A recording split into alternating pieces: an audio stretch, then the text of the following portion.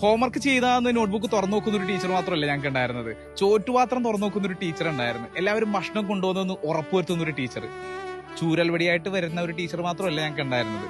കിട്ടിയിരുന്ന chocolate ഒക്കെ, foreign sweets ഒക്കെ collect ചെയ്ത് വെച്ചിട്ട് ഞങ്ങൾക്ക് ക്ലാസ്സിൽ കൊണ്ടുവന്നിരുന്ന ഒരു ടീച്ചർ.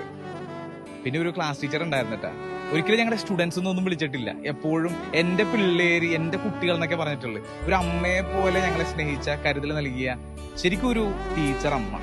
ഞങ്ങൾ +1 +2 പഠിക്കുന്ന സമയത്തുണ്ടല്ല, ഒരു സാറുണ്ടായിരുന്നു, ഇംഗ്ലീഷ് പഠിപ്പിച്ചിരുന്ന ഒരു സാറ് ക്ലാസ്സിൽ വരുമ്പോഴത്തേക്കുണ്ടല്ല ഞങ്ങൾ കൈയടിച്ച് ആരവത്തോടുകൂടിയായിരുന്നു കയറ്റിയത്. കാരണം ഉണ്ടല്ല, ആർക്കും വേണ്ട, ഈ പിള്ളേരെ കൊണ്ടൊന്നും ഒന്നിനും കൊള്ളൂല എന്ന് പറഞ്ഞ കുറെ പിള്ളേരെ കൊണ്ട് സാർ ഒരു ഇംഗ്ലീഷ് ഡ്രാമ കളിപ്പിച്ച് കലോത്സവത്തിന് കപ്പടിച്ചായിരുന്നു.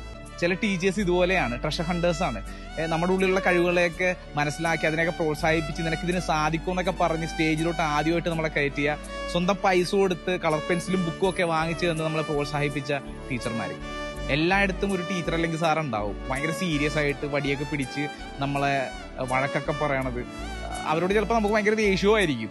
പക്ഷെ ഉണ്ടല്ല, ഒരു മനസ്സിൽ ഒറ്റ ആഗ്രഹമുള്ളവർക്ക് നമ്മളൊക്കെ എങ്ങനെയെങ്കിലുമൊക്കെ ഒന്ന് നന്നാവണം, പേടിച്ചെങ്കിലും പഠിക്കട്ടെ, പിള്ളേരൊക്കെ എവിടെയെങ്കിലുമൊക്കെ നല്ല നിലയിൽ എത്തണം എന്നുള്ള ഒരു ആഗ്രഹം അവർക്ക് ഉണ്ടായിരുന്നല്ലോ.